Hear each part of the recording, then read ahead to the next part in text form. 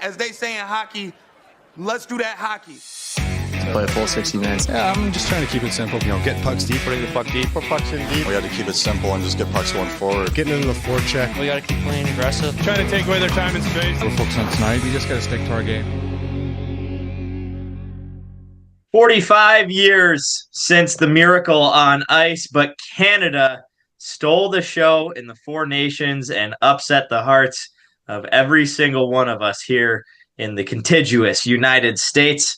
Matthew Leonardo is back in action. The guy is fitter than ever, but he's on the injured reserve training for the Boston Marathon right now. Matty, what's happening in Boston? Nothing much. A little bit of tendonitis here, but we're gonna fight through it. I got still 2 months or so till marathon day. But yep, a little heartbroken on the Four Nations. Was pretty close by in Boston for the championship. Was watching out at a bar, and unfortunate turn of events for the Americans did. So I see in the background here, you got both flags, like you're playing a neutral party here. Nothing more patriotic than Snoopy. So I got the Snoopy J on, red, white, and blue. We're trying to still think about the 45-year anniversary as opposed to what happened on the ice last weekend. Little do people know, Snoopy was supporting the Soviets back in the 1950s.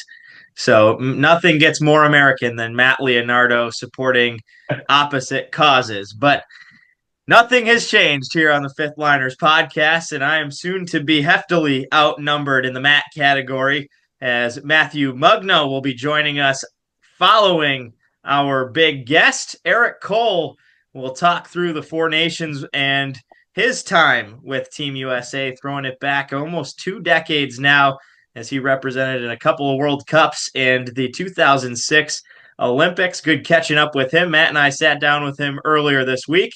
But first, Matt and I will talk it through with the Four Nations. But maybe the biggest news around the Four Nations is the guy who didn't have to play in it and how hot Alex Ovechkin continues to be. And if he goes at the rate he did over the weekend, just 4 more games until him and Gretzky will be tied. Another hat trick for Alex Ovechkin, and he is now just 13 goals away from breaking the all-time record, 12 goals from tying, and the guy just cannot be stopped. The Russian machine, he broke his freaking leg, and he is back and better than ever, and I want whatever they put inside of him. Yeah, I don't know what regimen they got him out over there in Russia back when he was getting into the league in the early 2000s, but get me on that for this marathon, man. Like, this guy is an absolute horse, and you have to be rooting for him, right? Like, this is a kind of record when it was set back in the 90s and 2000s that seemed so far away just because of how dominant Gretzky was in his era. But we're being able to witness history here. We're watching what will be the best goal scorer of all time. So just appreciate it in the moment and root for it, right? Because it's not going to come again for quite some time. As of now, he is on pace for April 4th to be the date he breaks the record. Are you putting the over or the under? I know a lot of people are rooting on it to come game 82 on the road in Pittsburgh. I kind of want to see it game 82 on the road in Pittsburgh, if I'm being honest. Doing it in Crosby's face on their ice, that or a home game. I think it'd be great for Capitals fans to be able to see that at home and have a real special moment there, similar to when LeBron had his moment back, 2 years ago in LA when he broke the scoring number. I think it'd be a little less dramatic than that. I think they had a 35-minute ceremony for a 2-point fadeaway in the third quarter of that game. It felt like the game was over. But knowing Ovi, he'll probably just skate right to the bench and sit there and get ready for the next shift. So, either a home game or that game 82 against Crosby, I think you've got to be rooting for one of those. An interesting stat, 32 Thoughts brought up over the 4 major sports. The last 5 generational records that have been broke have all come on home field, court, ice, turf, whatever you want to call it for your retrospective area. But the home section has been dominant, so maybe that favors it coming in a little bit earlier than the big game finishing the season.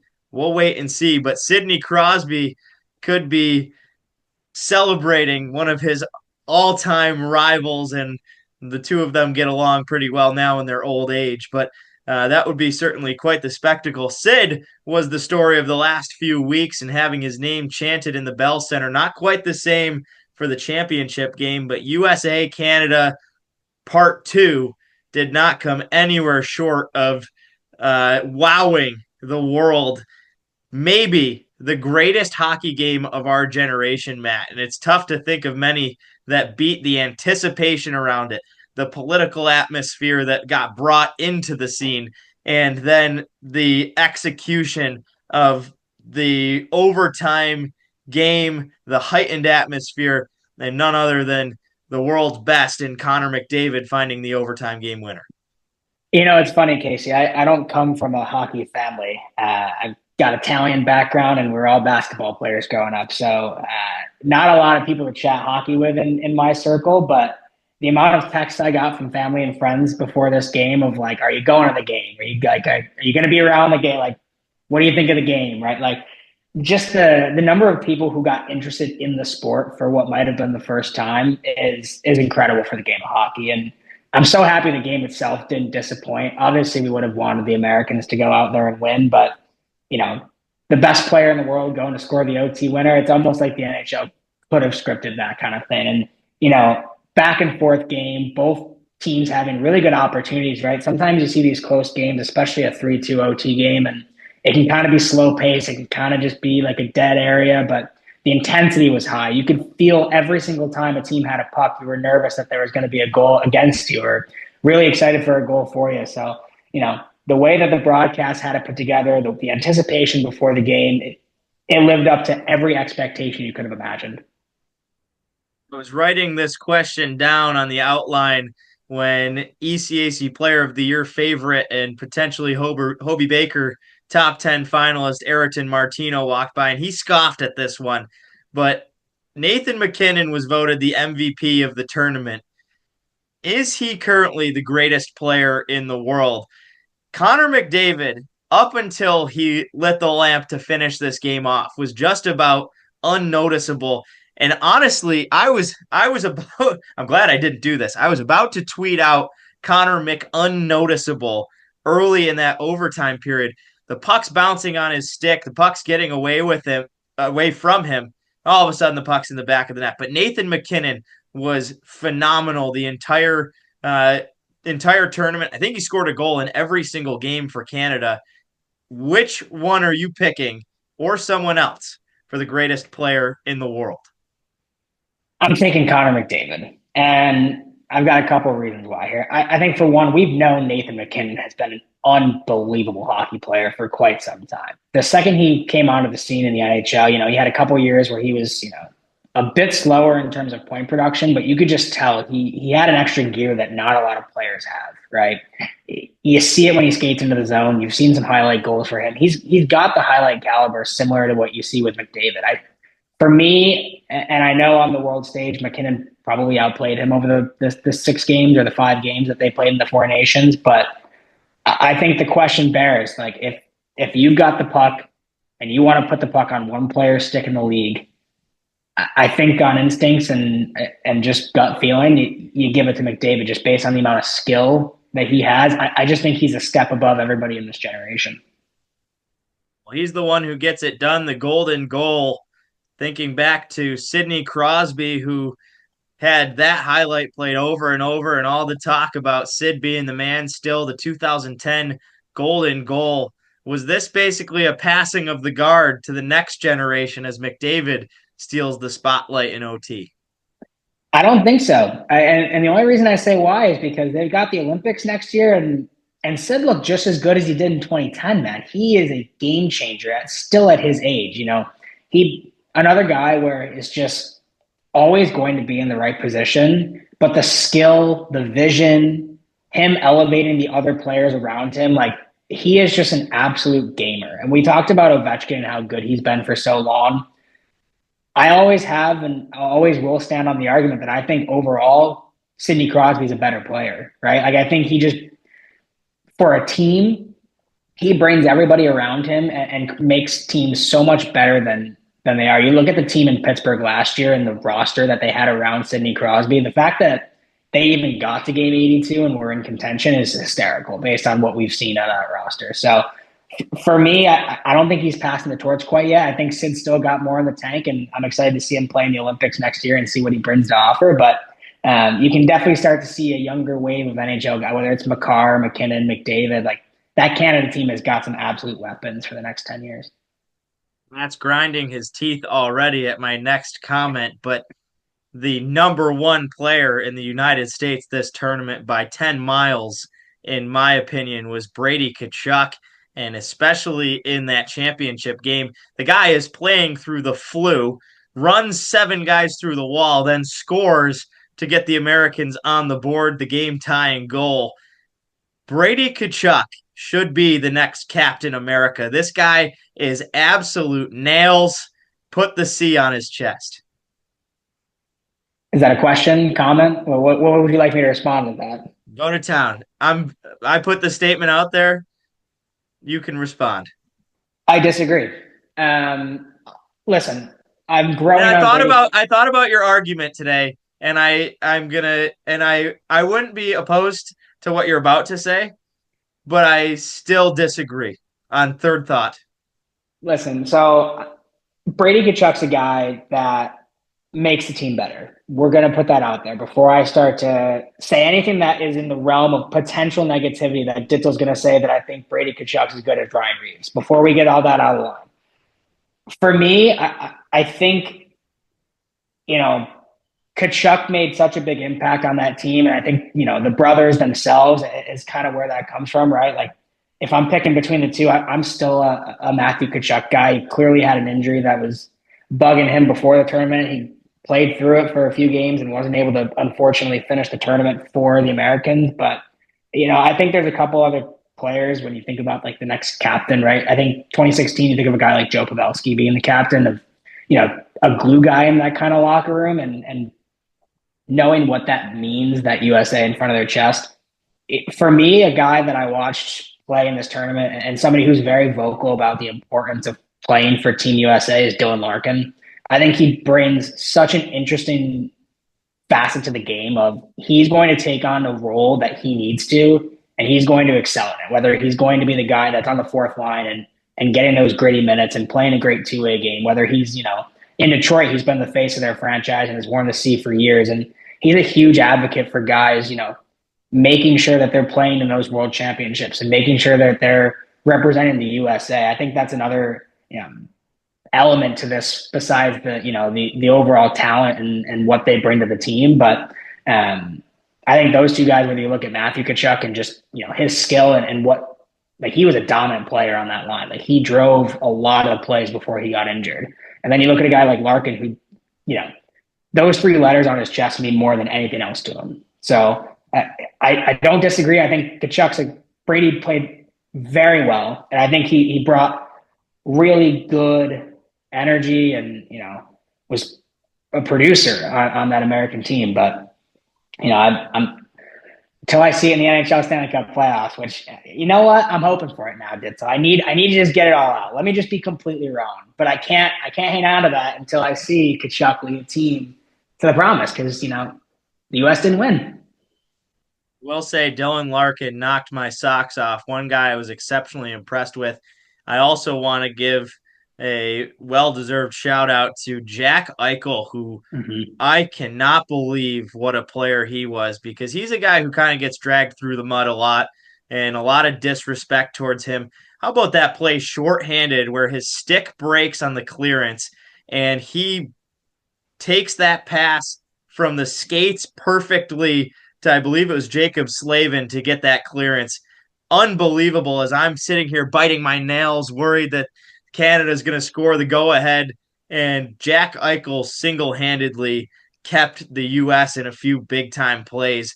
That was a guy who, really, really impressed me.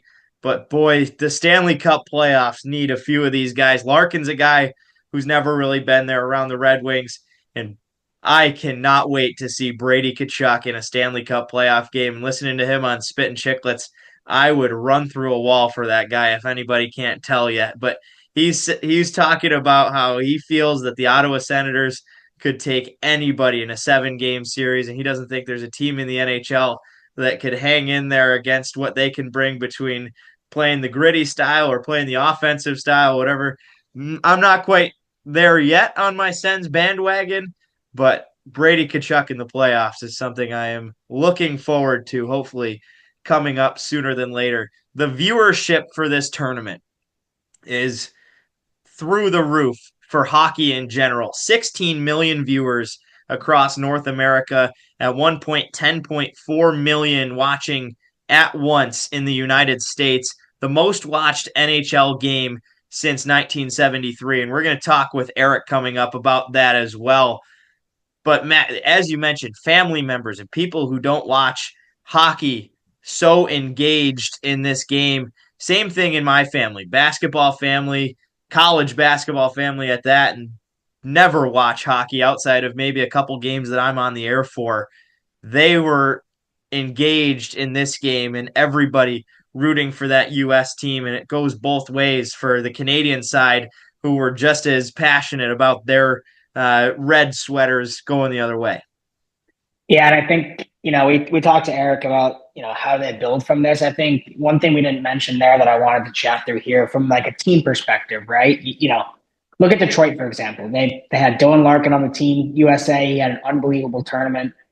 Now Detroit has a prime opportunity to market more and more hockey fans. And Detroit's a great hockey market, don't get me wrong, but there's always room for growth in terms of, the growth of your market and even staying outside of Detroit, right? You're putting Dylan Larkin on a national stage, and he played unbelievable. You put Jack Eichel on a national stage, he played unbelievable, right? For these teams who are kind of in these different markets, trying to, build on what your players were able to do in the four nations from a business perspective is going to be monumental for the NHL as a whole. I think that's, we talked a little bit about was there a huge benefit for the players, right? You see a lot of injuries, how do the teams really benefit from this? And Dizzle, you put up a good point.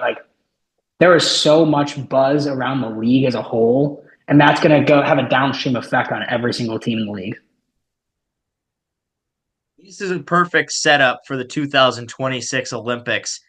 The one glaring question I have, and I'm wondering if maybe the rules get changed a little bit after the success of this tournament, but the Olympics is an IIHF regulated tournament. The IIHF historically is exceptionally anti-violence, anti-anything that could bring injury. The big hits, you don't see it all. Fighting completely illegal in the game. Do you think the U.S. can compete the same way they did in this tournament under the IIHF regulations if they don't make that switch to a more NHL-style rules book?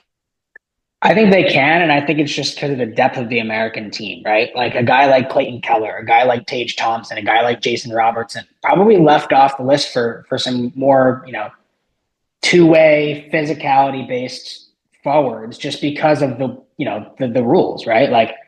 You knew in the NHL game it was going to be a very physical tournament, right? Like a guy like Jason Robertson, a very good player, but his game starts to hide the more and more physicality you bring into it. Under IHF, it's a lot different, right? So I think the U.S. is going to have to think about that when they, get their roster put together, right? There's a guy like Logan Cooley or Cole Caulfield, some of those smaller skilled players start to seep their way into the middle six of those lineups. But I think it's going to be really interesting to see how there's a change in the roster construction strictly based off of the changes in the rules themselves, right? This benefits a lot more of the offensive defensemen as well. You think of guys like Adam Fox and Quinn Hughes, who wasn't able to play, and I think he can play in any situation, right? But, it even elevates their game even more to where skill is a lot more highlighted than just, that almost team physicality, team building effort that you might say that we saw at the Four Nations.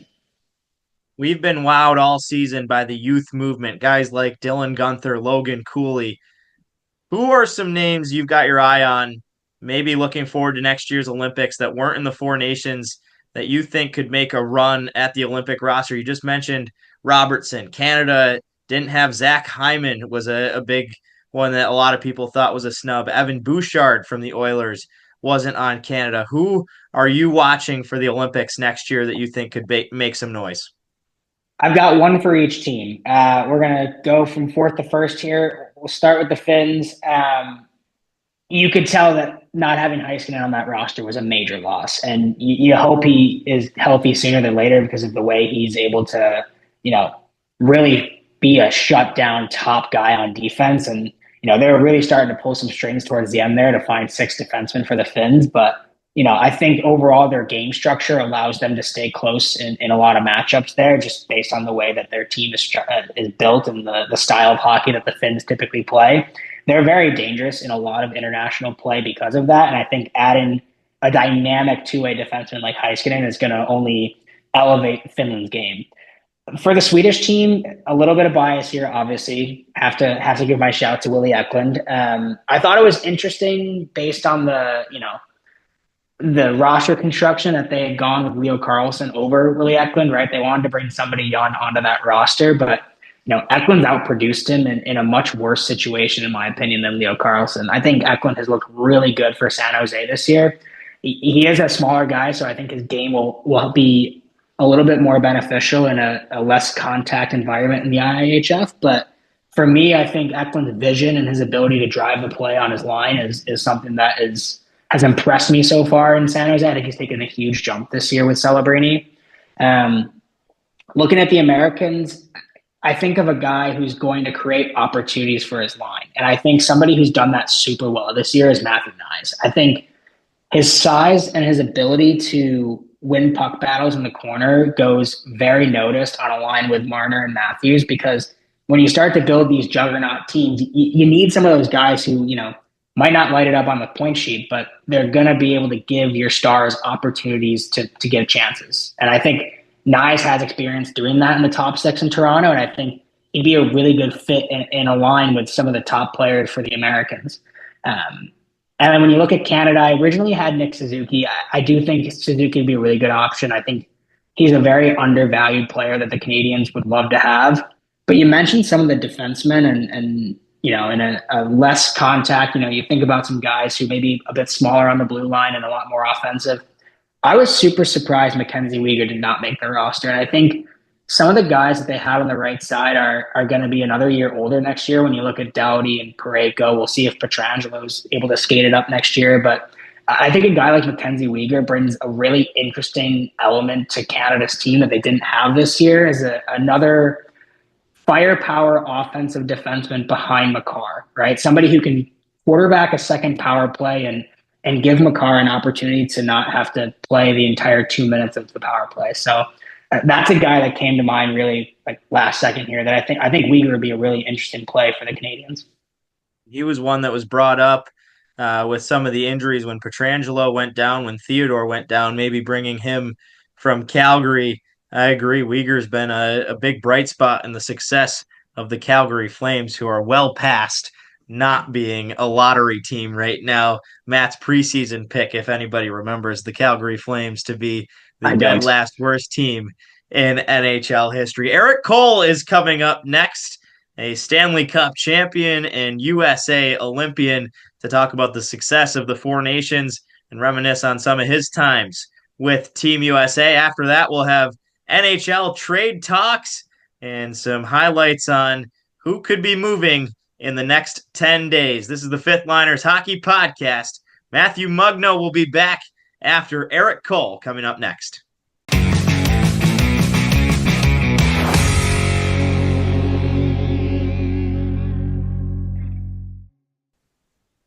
Next guest spent 15 seasons in the NHL, was part of the 2006 Olympic roster on Team USA, and also a 2006 Stanley Cup champion. The reason a couple of the jerseys are hanging behind me, and it's my pleasure to welcome Erik Cole onto the podcast. Erik, how's it going?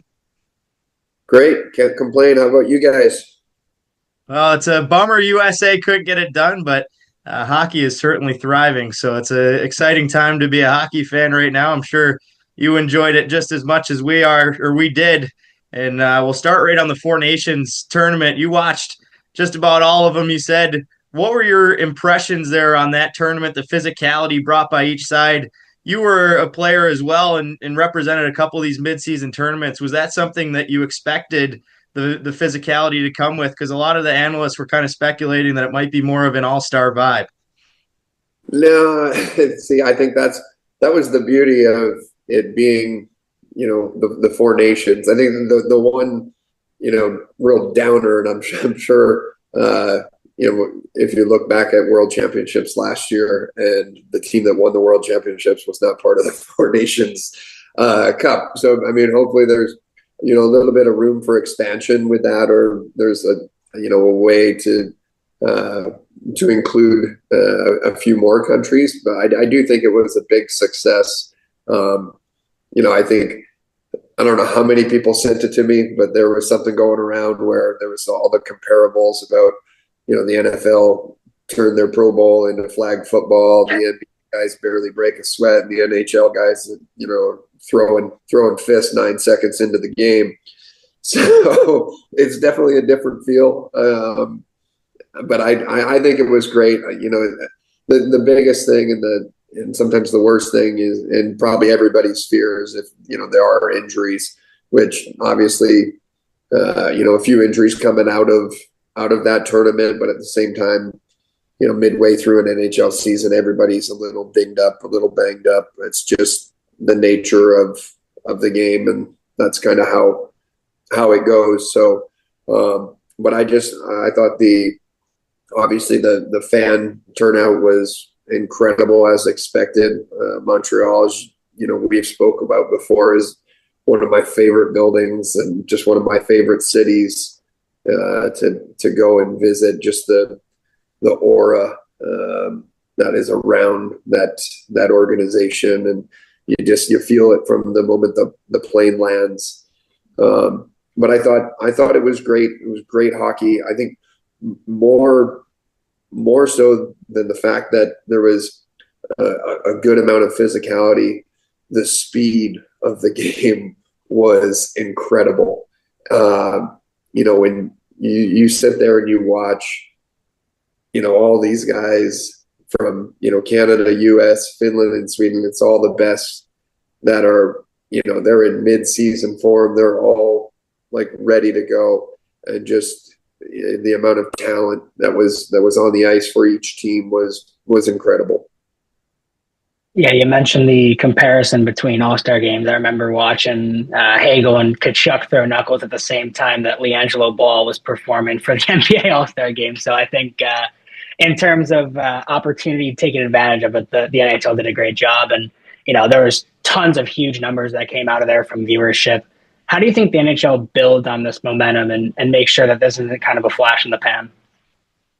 Well, I think it's going to be a little bit of, I think, like a juggling act for the NHL, because obviously, NHL cities do want all-star games, and they want to host, things like that. I mean, is it a situation where they start rotating, the Four Nations Cup, like, series through two other NHL cities next year?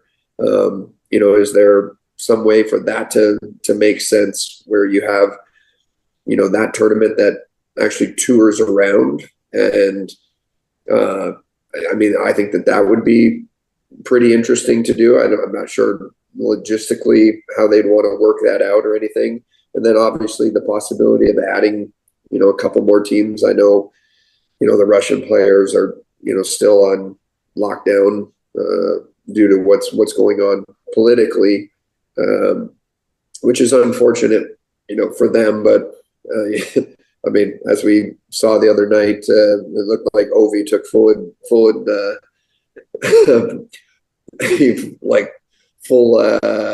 I can't even think of the word. I kind of wanted to make a joke in there, but he took full advantage of the time off and the rest as he's chasing down Gretz's number. You played your high school hockey up to the 96-97 season, just 1 year in the USHL, and you were drafted in 1998 by the Carolina Hurricanes, but chose to go the NCAA route, which at the time was pretty unconventional for guys looking to have as bright of an NHL career as you did. At what point in your career did you realize that maybe it was a possibility to make it to the NHL? And then as far as you went to the Olympics to representing Team USA, winning a Stanley Cup? It was it was early on in Des Moines, actually. One of the first weekends in Des Moines, I finished a hit on a defenseman from Omaha. I was thinking it was Yoder, maybe Jamie Yoder, sounds familiar. And if you get in a fight in a game, you get sent to the dressing room, and you gotta shower up. Your day's over. And I finished a hit on him kind of early in the first period, and he didn't like it very much. And so he grabbed me, and we had a little dance, and I got showered up, and I went upstairs to kind of our team's viewing area, and a member of Central Scouting was up there, and I just happened to sit down at the table next to him, and he introduced himself and just kind of talked to me a little bit about the process, because it wasn't really something that I knew much about, really. And I think it was in that year that, I gained a lot of confidence in myself. Every night playing in that league, I was playing against other guys that were all scholarship players.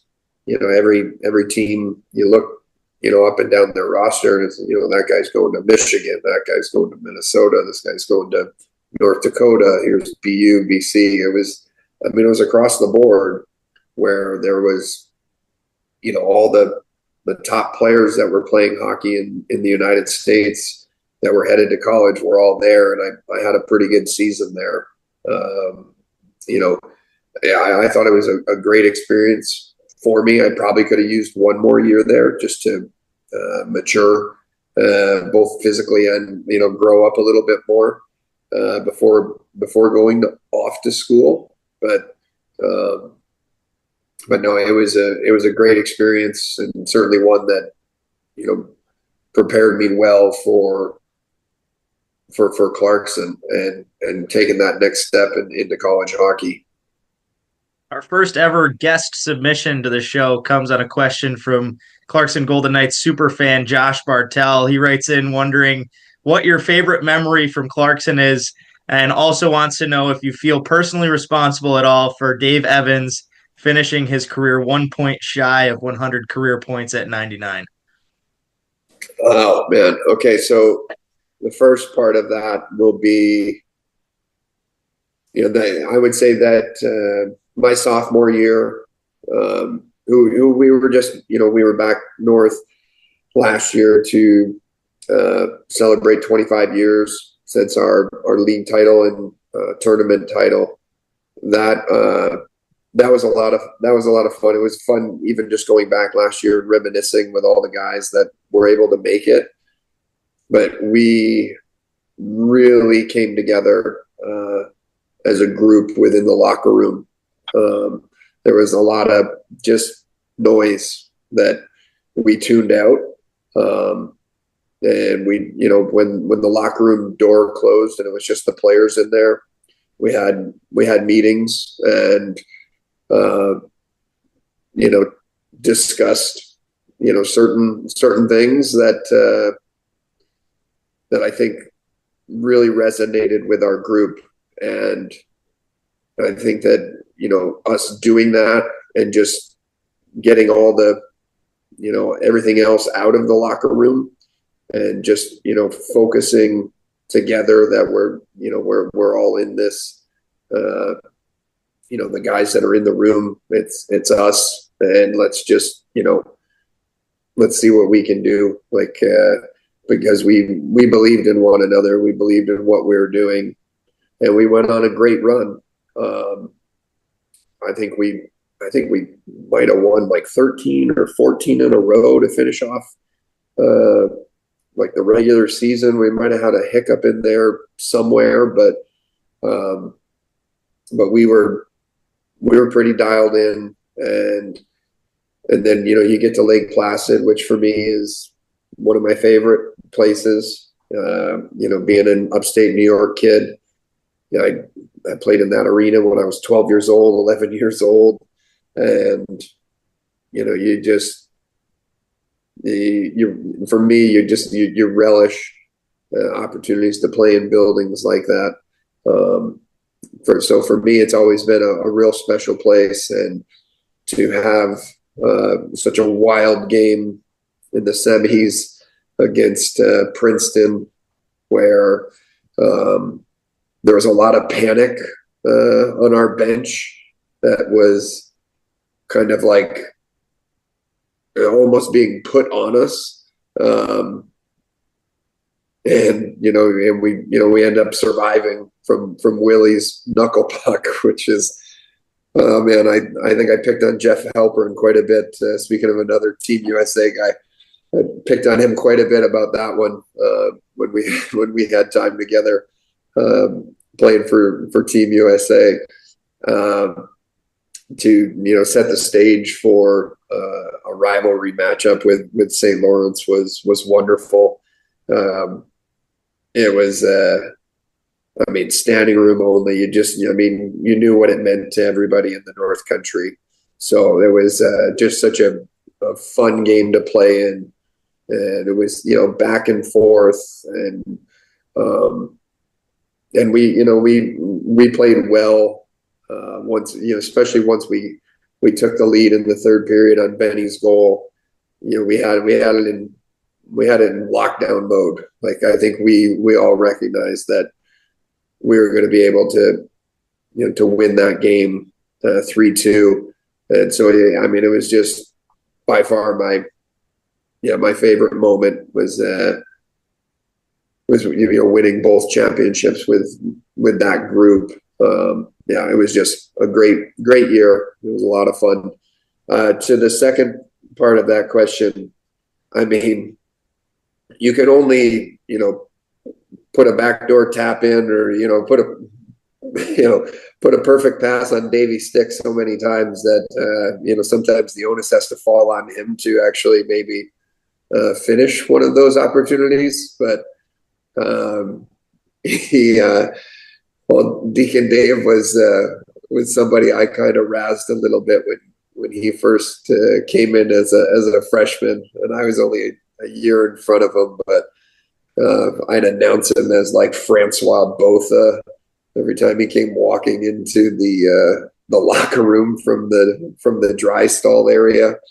I think it had to do a little bit with his boxers, but like he also kind of like he'd thumb it and he'd come kind of bouncing into the dressing room because he was always running a little bit behind from class, but he also was he was kind of one shape from his shoulders down to his down to his waist, and so it seemed like the obvious little chirp to be given him, but he was a real good player, while he was at Clarkson, and we definitely connected on a lot of goals. I remember setting him up in Maine that year when after we got our first round bye in the NCAAs. We obviously ended up getting steamrolled by Maine, but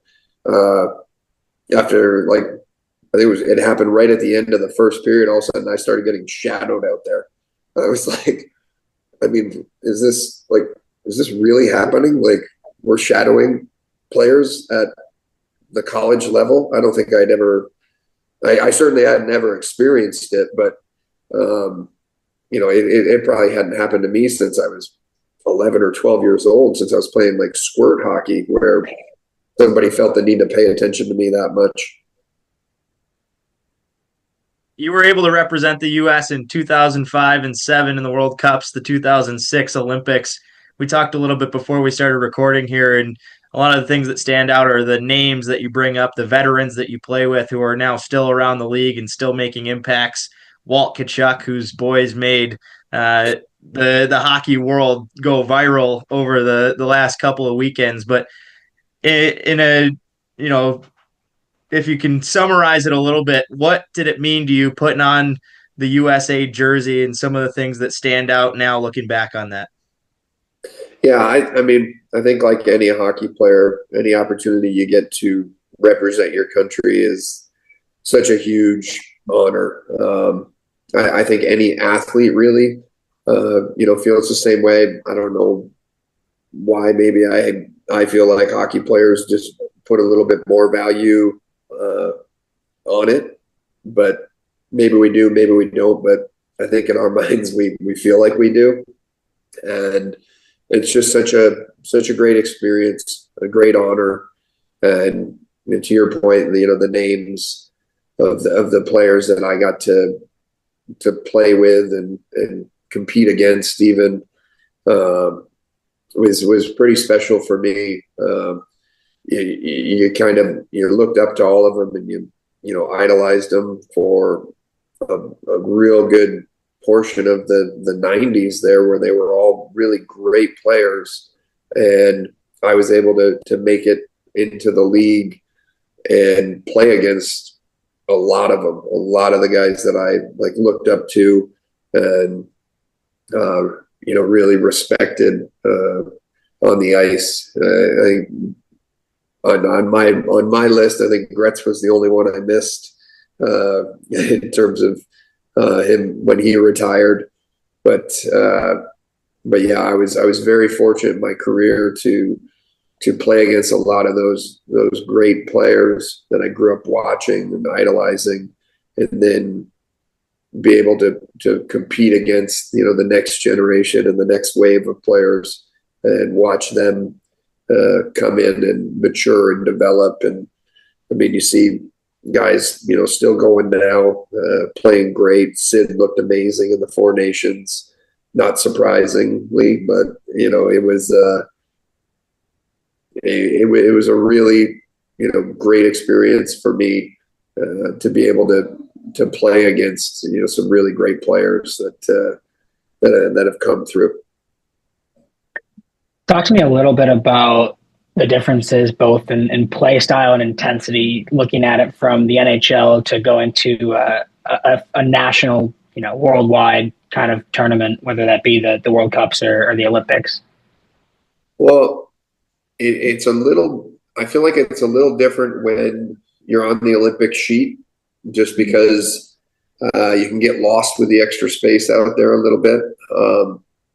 So I think that with it now being kind of narrowed down to it's all usually played at the NHL dimensions, I think it's obviously a lot more physical, and everything is just heightened a little bit. It's like playoff hockey, really.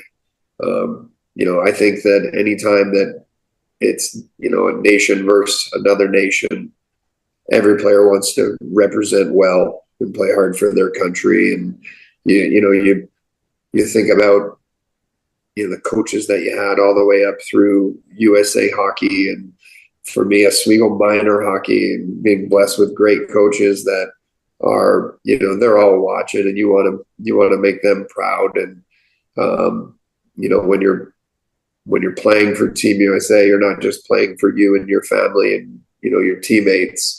There's a tremendous amount more of people that have made significant contributions to getting you to where you are and giving you the opportunity to pursue your dream. So I think it just everything, all the emotion and the energy, just it comes pouring out of you once that puck drops. You mentioned the extra space. I actually I played intramurals out at the University of Minnesota. They had an Olympic sheet out there, so I'm not the only one that's been. I basically played in the Olympics. No, I'm just saying. I'm glad I'm not the only one getting lost in that extra space. I didn't say lost. I was just saying that people could. I was kind of talking about you. There you go. That makes sense. So everyone asks kind of the question of you're looking at Olympic gold versus Stanley Cup, and you had the opportunity to win a Stanley Cup. Do you think you'd trade it in for an Olympic gold? Never. No. I wouldn't trade it in. I don't think anybody in their right mind would trade in a Stanley Cup for an Olympic gold. And you can argue that you have the opportunity every season to win a Stanley Cup, and you only have an opportunity to win an Olympic gold every 4 years. But for me, especially in the year that I was in Torino,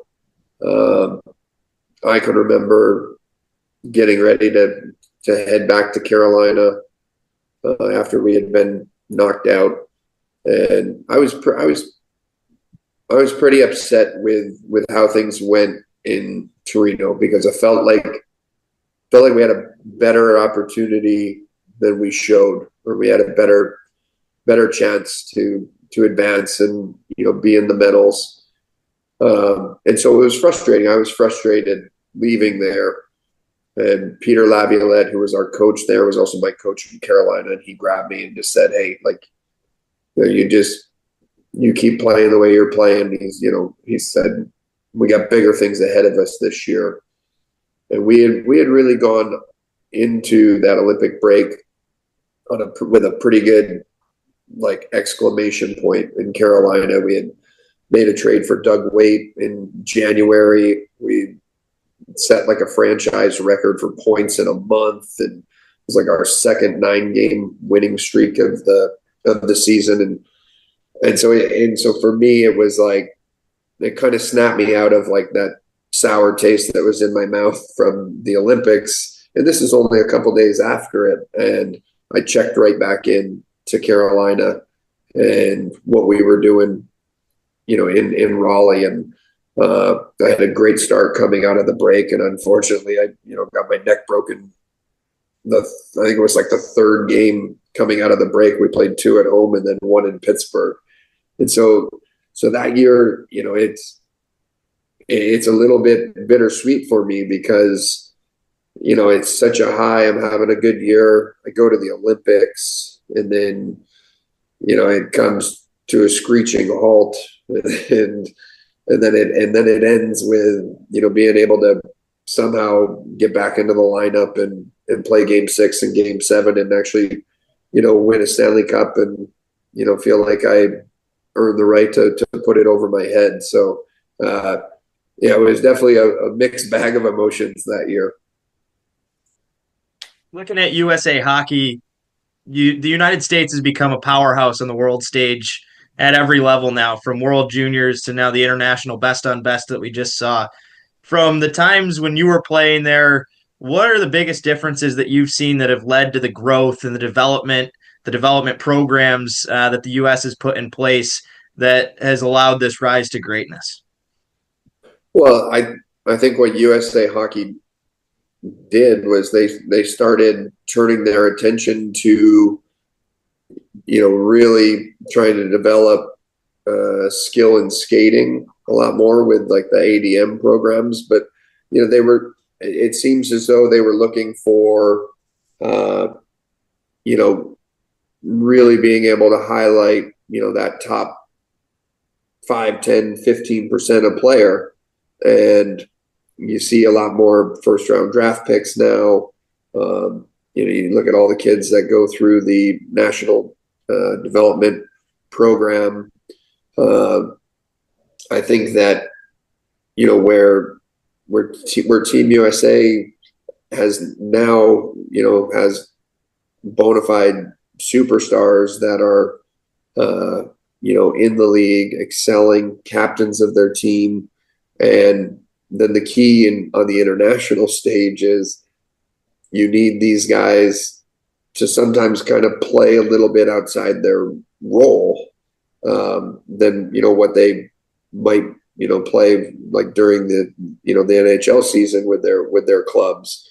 But I thought the group this year did really well. I obviously, as much as I loved what I saw in Montreal with the Canada-US matchup, it was obviously great to see, and just an absolutely thrilling start to a game. I'm not a big fan of winning rivalry games first. For whatever reason, I always feel like when you win that rivalry game, it it always comes back to bite you on the backside when you see him again. So, but it was just, I mean, regardless of, who ends up winning, that tournament, it was just a huge success for, the league, the Players Association, and the game of hockey. We've seen quite a few different iterations of the USA sweater. I know I had some questions about the white buckets with everything else being navy, but if there's one jersey that you can think of from a USA perspective and, moving forward, what's the jersey that comes to mind for you? For me, it's 1980. It's an easy one. Yeah. Yeah, kind of a no-brainer on that one. I feel like the logo hasn't really changed at all. It's just, just kind of different, like color schemes a little bit and everything. But yeah, like everything, being a little bit more navy than, like a royal blue and stuff like that. But I always revert back to the 80 jersey for me. Like if you even just mention Olympics, I think of 1980. But I'm also like an interesting story about that. I'm a member at a golf club in South Carolina, and Jack O'Callahan is also a member there. And so I've been able to hang out and listen to stories from him and just share stories. He's just a wonderful, wonderful character in person, and to be able to sit down and talk hockey with him and everything is just it's incredible, really. Last question for you, and we'll switch it back from the national stage to the NHL as the hockey season has here. Thursday, as our episode comes out, the hometown upstate New York Buffalo Sabres head down to Raleigh, and Raleigh's such a big growing market. My girlfriend's dad has a passionate despite for the Hurricanes because of what your 2006 team did to his Sabres when he knocked him out there. And the day that I became a Hurricanes fan, he's now had to start sharing his TV because I've transitioned my girlfriend into wearing the Hurricane sweater, but I'm still working on him. So, you've been around Raleigh since just about the start of the franchise and, saw them go through the struggles of the playoff drought, and now being back with the sellout streaks that they've had, the success in the thriving market that now they're renovating around the rink. What about Raleigh, North Carolina and the fan base there makes it such a thriving market? And for new fans, what would you say is some of the most important things to keep an eye on about the Carolina Hurricanes that might entice them to become Hurricanes fans? Well, there's a few factors into that where, one, we're in NCAA country down here typically. It's you're a fan of NC State, Duke, UNC, Wake Forest, even, or even ECU and App State. It's all because Raleigh is so central here in the state that the Carolina Hurricanes are, the one pro sports team here, in Raleigh, with the exception of the women's soccer team. And so everyone doesn't matter if you're Duke, UNC, NC State, you can come together and root for the Hurricanes. And I think, that having that opportunity with a team that's got an unbelievable leadership and unbelievable coaching and great players, and they've had year after year playoff berths, not the ultimate success that they're looking for, but they every year they're playing really well. They're making runs in the playoffs, and it's exciting, especially around here because it's playoff hockey is at a time of year where there's not a lot of other things going on there. A lot of it's the baseball programs and some lacrosse, which have gotten really, really good around here over the the last, couple decades as well. But I just think with the amount of transplants that we have down here, myself being included, there's a lot of people that have moved down here from northern states and from NHL cities that come down and, they don't necessarily wear the Hurricanes, colors, but they want to go see games, and they'd certainly, go see when their hometown team or who they grew up rooting for is in town, and it actually makes for an even better atmosphere at the arena, in my opinion, just because it's just loud, and the fans here are great, really. Like you've witnessed it, but you see the tailgating in the parking lot, and it's 70 degrees here today. There's buffaloes coming down here from a winter chill, so they're going to be treated to some nice weather this week. It's just it's a great market that's continuing to grow. Tom Dundon's doing a wonderful job with not only the in-game product and like the fan experience, but to your point about the growth and the development that's going to go on over the next several years around the arena and building up the area and just continuing to make Raleigh even more of a destination city for not just NHLers, but for fans and for businessmen and women to come here and live and raise their families. We can't thank you enough for being so gracious with your time and helping us out here on our show.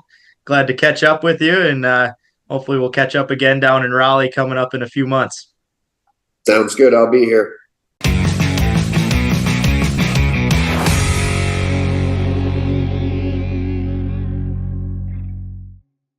Big thank you to Erik Cole, and a pretty special one for me. Very cool that he's a Clarkson alumni, but my childhood hero growing up used to, on the first video game me and my brother had, that was the guy that I would only score with. Now he's a text away from hopping on the podcast, so always fun to chat with him and catch up. Hopefully we'll catch him down in Raleigh in a couple of months coming up as the Hurricanes are going to win the Stanley Cup. Not sure how I feel as we'll get into the trade talks upcoming, and the one big one they had a couple of weeks ago that has not been so successful. Also, now we're joined by Matthew Mugno, and I am well outnumbered, not only in Rangers fans on the podcast, but now in Matt's.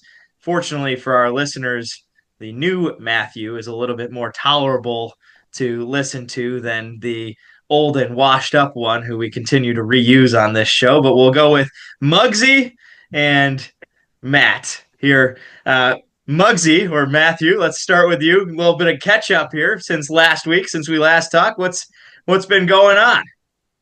Everything's been great. Pod's going well. Everything's going good. And Adam Fox going down is going to make things real interesting in the Rangers universe.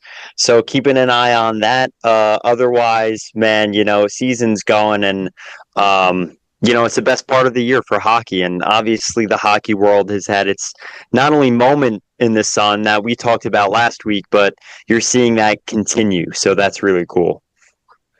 Well, Adam Fox, one of the many injuries from the couple days back since the tournament.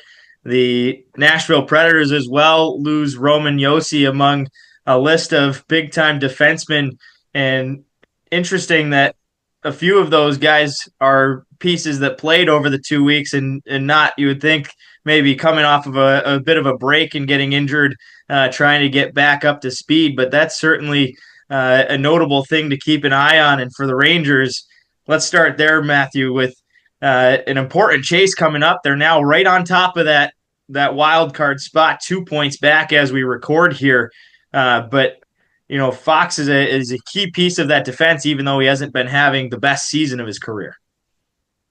No, and you know what? I think there's a few thoughts that popped up immediately when they mentioned IR, right? That he will be placed on the IR. Is that this happened last year in November? Filipino and Adam Fox were injured against the Carolina Hurricanes.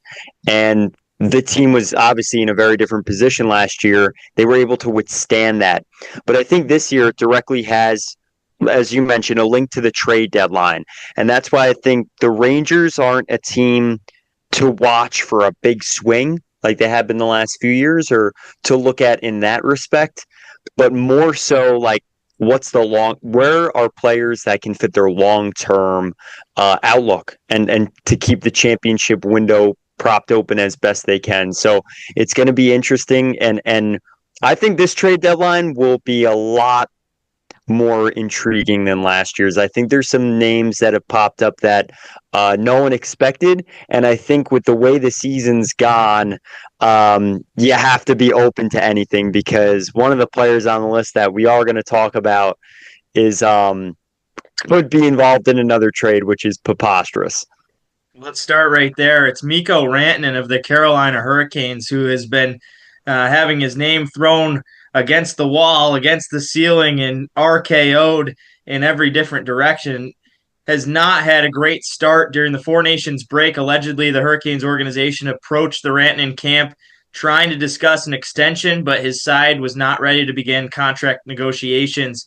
He has just 3 points in 8 games since joining the Hurricanes, and only 1 point over the last 5 games, where he's gone -5 in that stretch. So it's been a tough transition, but we see that a lot with the Rod Brind'Amour style players who come in. It takes maybe a month or so to get going. Think back to Dmitry Orlov. He took half a season before he finally kind of took his stride. He's been solid this year, but the more concerning piece is that they can't get a deal done here and potentially need to think about flipping him at the deadline here after acquiring him about a month ago. I am heavily against it. I'll give my take after you guys want to go here, but Matthew, we'll start with you. You're the one who brought it up. Okay, yeah, I think the interesting thing about this is the timing, right? I feel like it's the same thing with, and very different situations, but similar in the respect of the Adam Fox injury, where it's like, as an organization, how do you weigh these, like the effects of these conversations and injury? Like, how do you respond? You know what I mean? I think you have a player that's not really producing, but he was in a bombshell of a trade. I don't know, it sounded like he didn't really anticipate that. And now he's trying to get comfortable in the new place. And a week from now is a trade deadline, where after that trade deadline, the Carolina organization has to look at it and say, well, we can't lose him for nothing, right? Very similar to Mitch Marner in Toronto, where you have this ultra talented player, but you also don't want him to just walk when you gave up Martin Necas for him.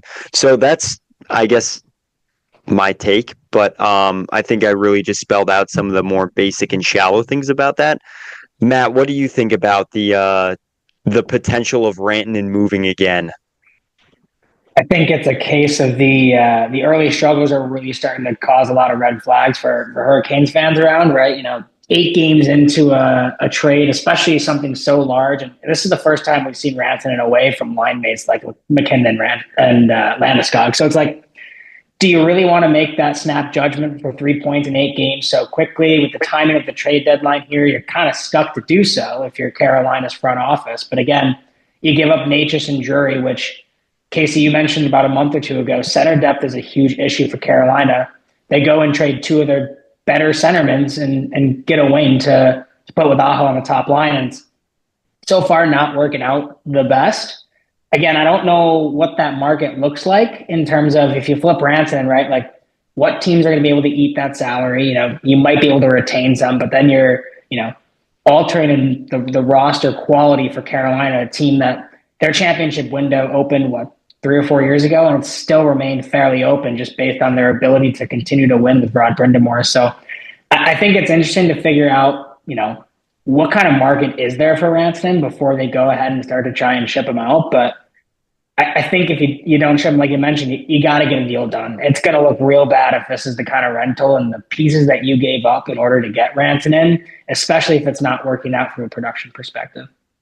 The two things that Casey, stand out. this is your wheelhouse, man. So Right. The two things that stand out to me there, one is how early it is. And I think it again goes back to the Brindamore system being difficult. But two, Matt bringing up, that it's going to be tough to get a package back for him is the reason I don't think there's any possible way that it it makes sense, because for the management and especially Erik Tulsky in his first year, you're going to look like an absolute buffoon if you can't get a big enough package that matches shipping out Natchez and Drury. And I think Drury, Natchez is a hell of a player, obviously a star in the NHL.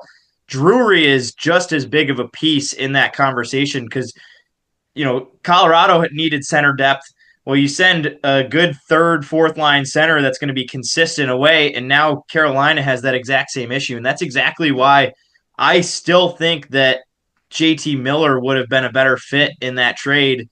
And look at what he's doing in New York right now. It's way too late for that. But for me, this can go into the next question. We'll send it around. If you guys are Erik Tulsky, are you going to flip Rantanen, or are you going to sit and wait and risk him walking? For me, I think you've done your damage. Another maybe benefit you could look at is they have a ton of cap space coming up, so maybe you got to try to correct it in free agency. If he doesn't end up signing, you got to try to find maybe get 3 players for the price that he would have been. But I don't think there's any possible way you can flip it into a positive trying to get any return back. And they're not at a spot right now where first round picks are going to help them, because they're getting pretty close to that win now necessity. But for you guys, are either of you thinking about making a trade if you're that GM? Scary. I'll go first, Matt.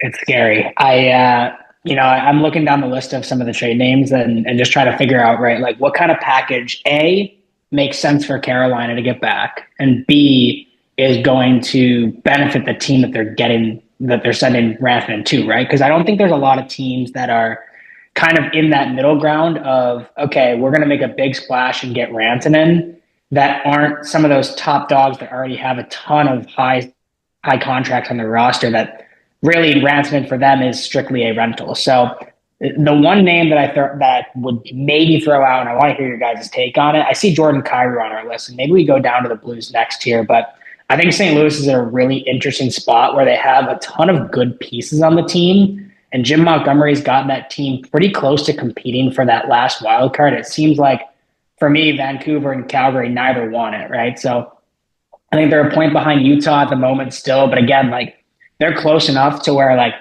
I think shaking up that core a little bit could in fact benefit St. Louis and really get them a star, similar to when they had Tarasenko in their cup run. And a guy like Jordan Kyrou going back, and maybe even Braden Shen, it might be some picks involved, but splitting out Mikko Rantanen's value into a couple of players for a team that, like we talked about, needs depth. I think Carolina, if they're going to make a big push for it, they've got to have a healthy roster going into April, and the more NHL caliber guys you have there, the better. So for me, that's the one team that I could see maybe potentially you flip them back to the Western Conference if you're Carolina, but you're not going to send them into the East, right? You're not going to bolster up a roster that you might have to face before the Stanley Cup. So I think it's going to be a really tough market. And the problem to shoot that in the wheels is the cap space, because Carolina is pretty much right up to the cap, and they have Rantanen at around, I think it's 4.5 million. It's a pretty low deal.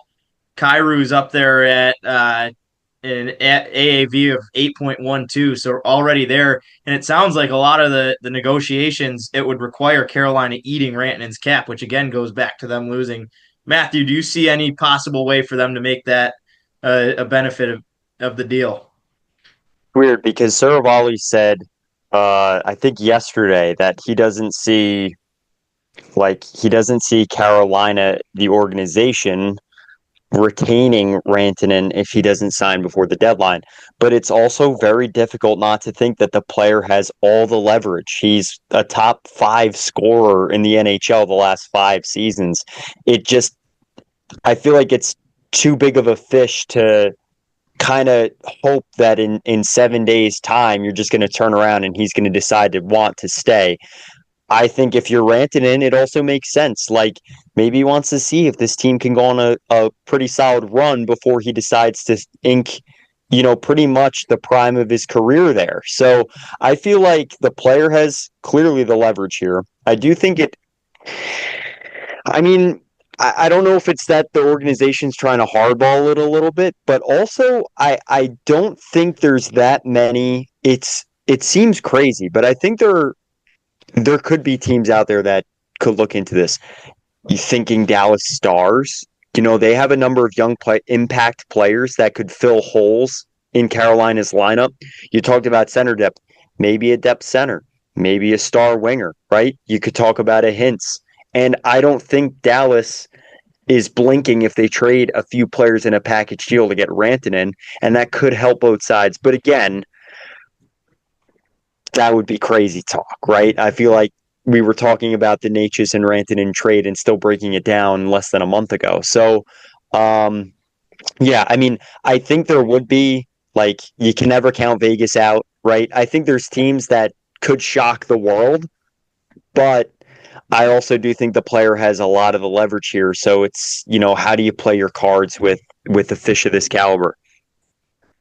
Moving on to another dumpster fire, the Elias Pettersson situation, which Matthew, you and I talked about last week, and maybe making a mistake on the Miller side. And I love this because I got outnumbered by one of the two people who is not you or me on this call before that trade went down on who was the better option to keep. But Elias Pettersson has just 2 points in the last 6 games, no goals in his last 11 games, and both of those 2 points obviously coming on assists over the last 6. Rick Tocchet, after Sunday's 2-1 loss to Utah, a bit of a long quote here, so bear with me, but the quote reads, "We've talked about how he has to move his feet and he can't double clutch with the puck.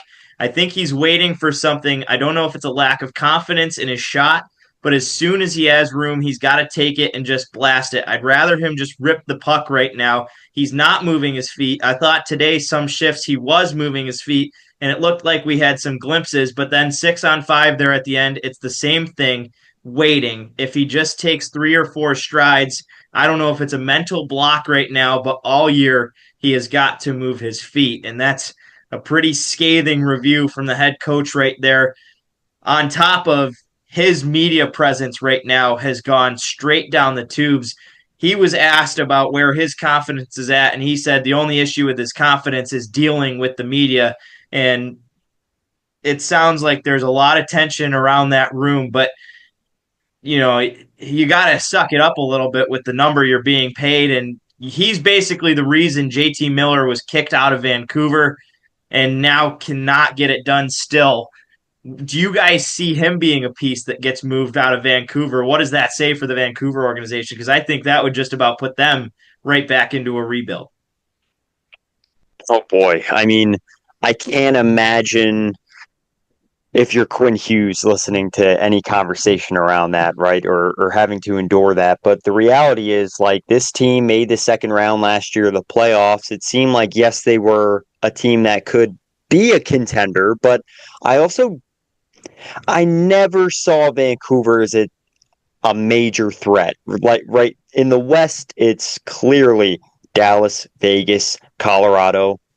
I think coming into this year, a lot of people doubted Winnipeg, but a few analysts had them on the board too, and for the right reasons. They have arguably the best goaltender in the league. So, yeah, I think it's another situation like Rantanen where, you could get a lot from moving him as a rental piece, but what does that look like on the organization as a whole? Like, you just moved a player that's really just entering his prime, right? Those prime years, 25 to 28. And, what's the return for a player that you drafted with a high draft selection? You had success, at least enough success for most of his career in Vancouver that, it warrants his value. But again, like you said, it seems like there's some maturity things, I think, with the professional level that at this point, after signing him in the summer, you would think these things would come, just come to be, or he'd have some work on it. And it's funny, you watch the Prime Video docu-series, right, where Quinn Hughes is talking about how, if he was going to be captain, he changed his diet, he changed his training regimen, and it doesn't sound like there's that personal responsibility with Pettersson. So I also don't know. Like, Matt, I want to get your opinion on this. Like, I think it's the conversation of shrubs versus trees on the defensive end. Do you want a player that's not going into the corners on a team? Unless you really need like a shooter or a playmaker, I just don't see where Pettersson fits on most contenders. For me, when you look at the last 6 games, right, we're looking at a smaller sample size than Rantanen. We're making the same argument on the other side of, just give Rantanen a little bit of time here, right? Like, Pettersson is not the 90 to 100 point guy that he was a couple of years ago this year, but, that's still there. He's 25, 26 years old. It's now his team. He's got the keys. And obviously, like, the pressure of the media is going to be a lot, especially in a hockey market like Vancouver.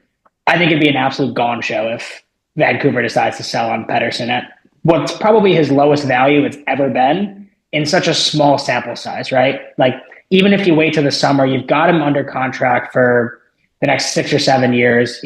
You play it out to the beginning of next season, even when some of the heat is off and the team is what we think Vancouver really is, which at this point, they're probably not a contender like we thought at the beginning of the year, right? Like, they went on a great run last year.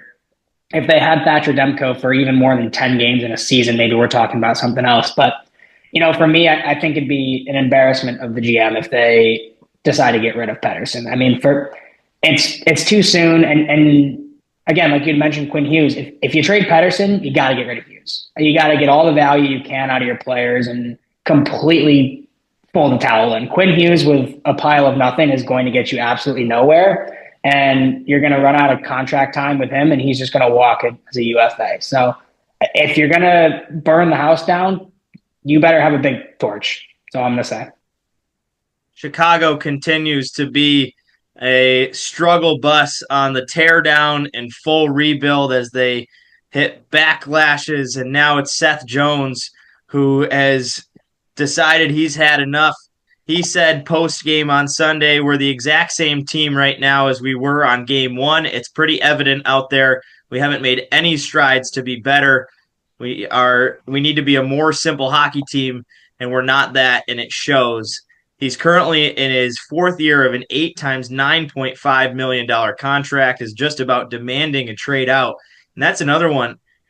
Like, I don't see any way for Chicago to make sense of eating salary for the next 4 years on a $9.5 million contract. And again, he wants to go to a contending team, but what contending team is going to have $9.5 million of cap space?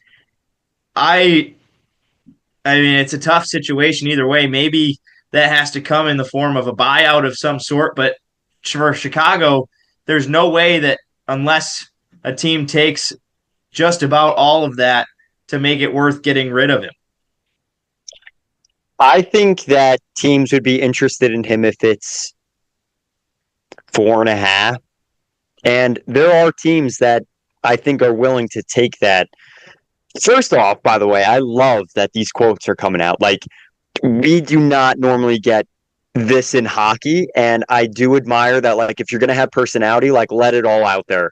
So this was pretty cool to see, like, Pettersson mention the media in a comment. Jones just come out after a game and say these things. We don't often get that, so it's making this deadline very exciting. But yeah, I think teams, like, listen, am I far off saying that he would be some teams a great second D-man in some teams that are maybe not the ultra contenders, but teams that are playoff teams? I think he could be a good second defenseman on some of these teams, right? I mean, obviously, I don't know if there's a reunion in Columbus, but you think about if Werenski Jones, I think Jones automatically becomes the second best defenseman in Columbus. Granted, they're going for it. I don't know. Is there a third party that's going to take some money, retain salary, maybe give a little bit? Maybe Chicago's got to give a little bit more to move Jones. I don't know, but I do think that I personally think that he would be some teams like he'd be a top 4 defenseman. And if it is a little bit expensive, but you see him as a piece to a championship team, then I could see teams interested. For me, I think it's got to be a perfect situation, right? Like you mentioned the 9.5 and retention for 4 years. If you're Chicago, like, are they going to be competing in 4 years? At this rate, probably not anyways, but still taking a risk and eating salary for 4 years on a guy who you signed that big deal to be one of your cornerstones is a tough idea there. I mean, the only teams I really think of, you think of teams maybe that are, new to the contention market, right? The Detroits, the Ottawas, the Anaheim, some of those teams that are a little bit weaker on the blue line. We just saw Dumoulin go down for Anaheim if they're really going to try and make a push. So I think, it's got to be a perfect situation. And I also think for a guy like Seth Jones at this point of his career, you almost have to treat him like a Morgan Riley or an Adam Fox at this point where you got to get somebody strong on the other side, right? I love the idea of Werenski and Jones, but Werenski's going to run that offense from the blue line, right? Like you put him with Provorov at that point, maybe. I mean, if you look at Detroit, do they have anybody on that left side that's going to be able to stabilize the defensive liability sometimes that you see out of Seth Jones? I think it's got to be that perfect situation, and I'm not sure if Chicago, in year 4 of this contract is ready to make that sell. Maybe year 5, 6, or 7, that might be a better question if they're still not in a contention window. But I think it's a little too early, and I think, again, similar to what we talked about with Pettersson and Rantanen, like you kind of sell him at a pretty low value for Seth Jones, right? Like he's not been a stellar player in Chicago the last couple of years. I think he definitely, like you mentioned, Maddie, I think he is somebody who could fit into a top 4 of a contender, but I think it's got to be a perfect situation there. Yeah, Casey, before I also thought of something else too, boys. Like maybe this is also a way, maybe not with this trade deadline specifically, but maybe it's Jones feels that by stating this, I don't know. I mean, obviously I know post game it means he really must want out. And I've heard that a little bit as the weeks have gone on, but maybe this is a way for Jones to maybe like egg on the management and say like we want to see some improvement and we want to see some guys coming through the door when we have all this cap space. Bedard played with 35 different line combinations this year already, so maybe it's a way for Jones to express himself and maybe egg on the management like I want out because of this, but like maybe we can work towards something. I don't know.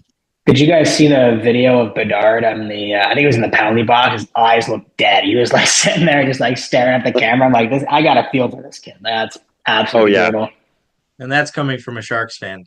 Columbus is an interesting one because they have the cap space with the Gaudreau tragedy. They're at the cap floor. So that's one I never thought about. That's a contending team and has history, as you mentioned there. So that's definitely a very interesting one to keep an eye on. Matthew, I know you're on a time crunch here, so if you have to hop off at any time, just let us know, but we'll continue on and go to the St. Louis Blues, where Matt's been itching to get here. All kinds of potential trades upcoming in the next week for them. Jordan Kyrou's been linked to Anaheim, Buffalo, Carolina, Chicago, New Jersey. Braden Shen, potentially his brother, Luke as well, linked to Boston and Vegas, maybe Toronto trying to make a run at them. And Luke Shen with his brother would be a powerhouse package. Where do you see the Blues going? And it sounds like they're trending towards being sellers.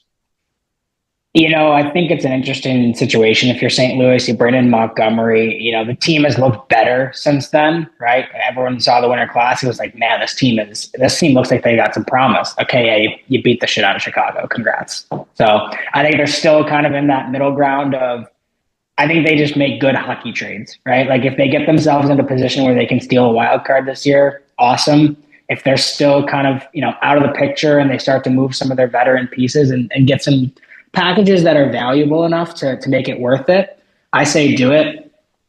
Hearing the Kyrie rumors is interesting to me just based on the contract he's on, right? He's got 6 or 7 more years at 8.1, which I think is going to be a steal with the cap raising. I think in year 4 and 5, him and Rob Thomas on those deals are going to be unbelievable for St. Louis. But I do like the idea of the Shen brothers getting back together. I think that'd be an awesome way for them to kind of sunset their careers. They're both veteran guys and both valuable players for a lot of contending teams, right? You look for a guy like Braden Shen who's going to give you some point production, but just a really overall great two-way centerman who's always in the right place. And then you get a physical right stick defenseman. Every single team can use a physical right stick defenseman. So I think if there's a way where a team like, you mentioned Toronto, you mentioned Vegas, right? If they can try and get both of them together, I think that'd be a really interesting spot. I feel like we can never get away from Vegas with these conversations, right? But yeah, you know what? The Jordan Kyrou conversation is interesting because for a team that, they are like the definition of mid, they are the middle of the road. And building off what you said, Matt, like steal wild card, you have Montgomery.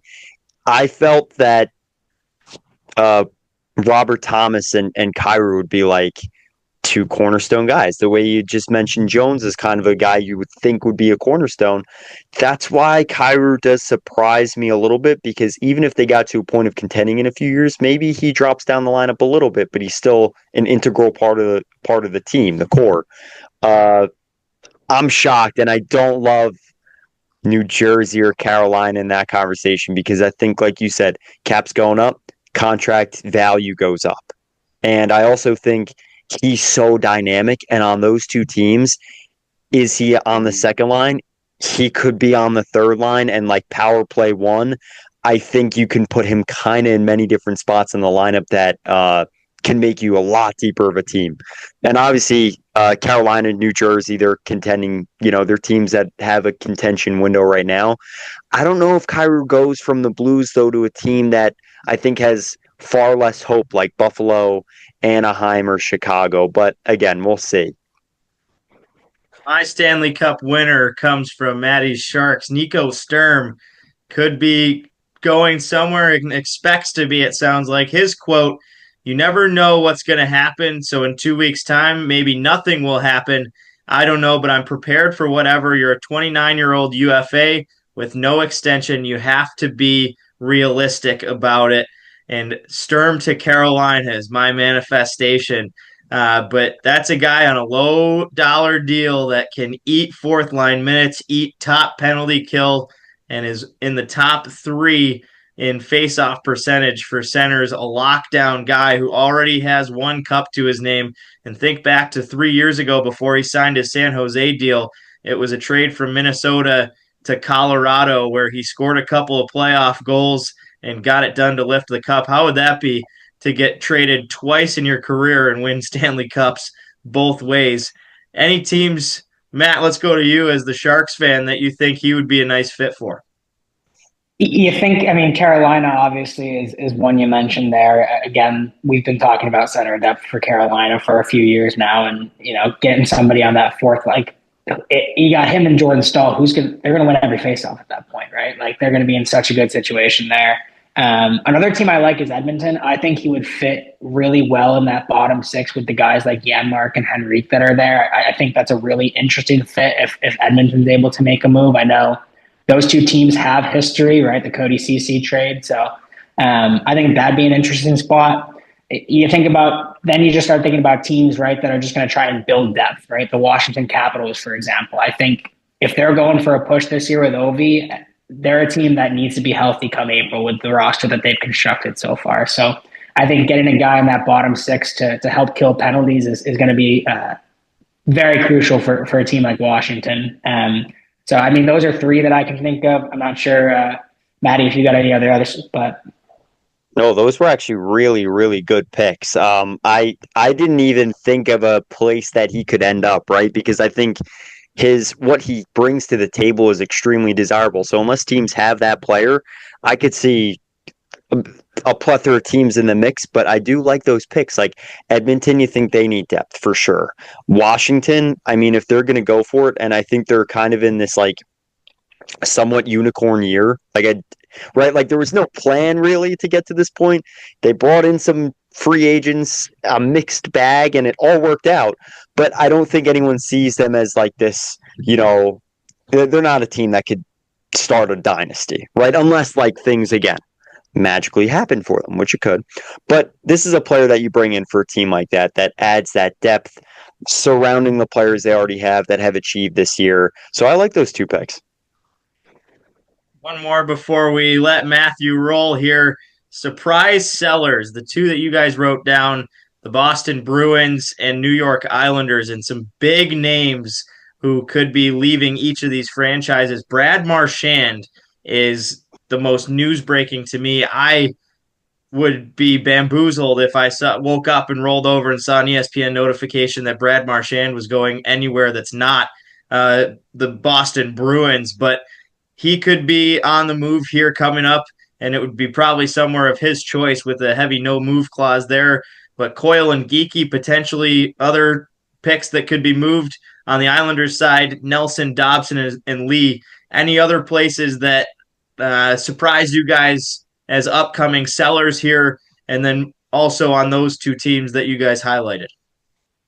I think Brock Nelson would be a great fit with like the Winnipeg Jets, and I'm really curious to see what they go about if they think about moving Dobson, because that would be a tough one for the Islanders to swallow. Like, you have this player that was in Norris voting last year. He received votes, and now you're going to, he's only a few years removed from his draft year, 2018.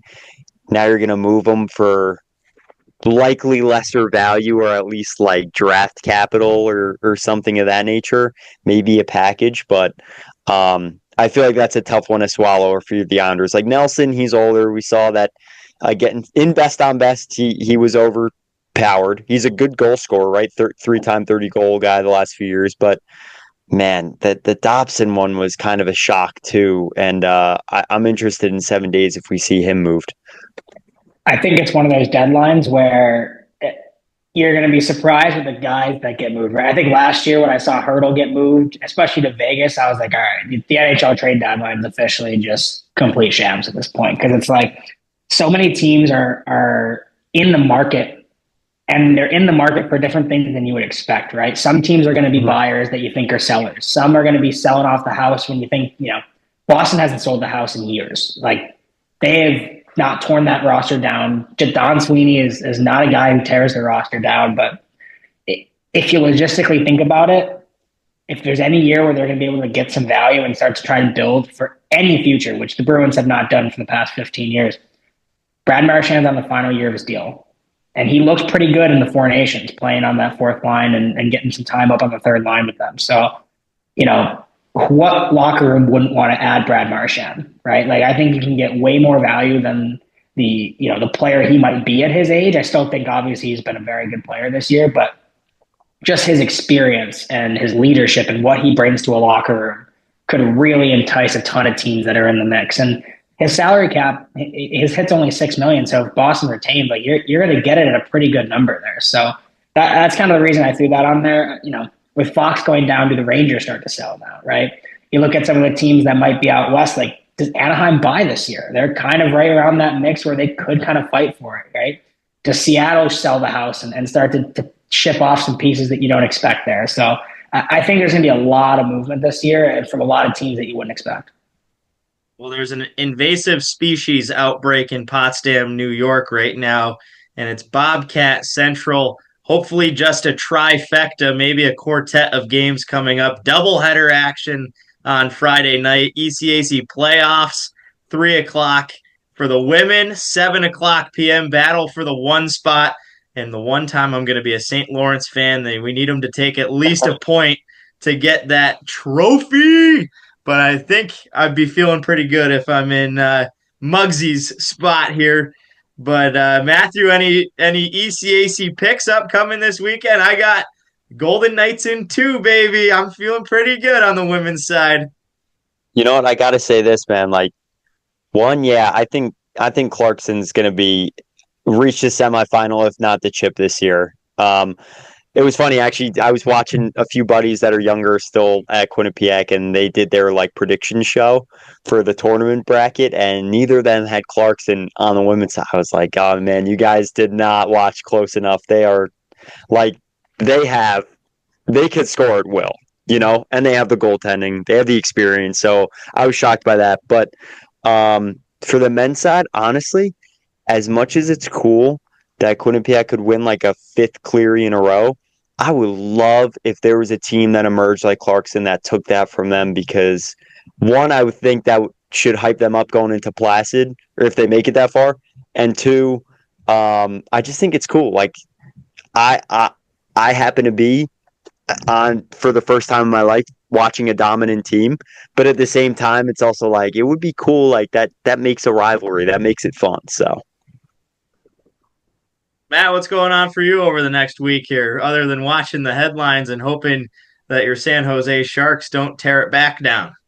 Oh no, tear the whole thing down. Anybody that's not Celebrinier Smith, goodbye. I'm okay selling the house here. No, I'm going to be hopefully clinching a regular season title and a first round bye in the Big Ten with the Gophers coming up here. They took over first place on Michigan State this past weekend after Penn State gave them a little bit of a run, and the Gophers beat up on a very good Ohio State team. So we'll see how that Big Ten tournament goes, but kind of just, rooting for a New Hampshire sneak in so that maybe the Gophers end up playing out here in New Hampshire because of the whole way that the pairwise and the bracket ends up working out. But yeah, no, nothing else crazy in the life. I don't have an insider to any of the teams, so I'm just a casual fan on the outside getting to watch a lot of great hockey coming up here in March. Well, the next time we rendezvous, all of these questions will be answered. Upcoming is our trade deadline special. Hopefully it's green and gold rather than navy and gold representing in the ECAC championship, and the men's playoff bracket will be all set, all fun and games until somebody starts crying, and hopefully it's not me. But until next time, this has been 25 episodes of the Fifth Liners Hockey Podcast. Make sure to go check us out on Spotify and YouTube. Like and subscribe. A big help to us. Go follow us on the social medias as well. Instagram and TikTok at Fifth Liners Pod, the number 5 there. And on Twitter or X, whatever you like to call it, at Fifth Line Pod. For all the Fifth Liners out there, keep grinding.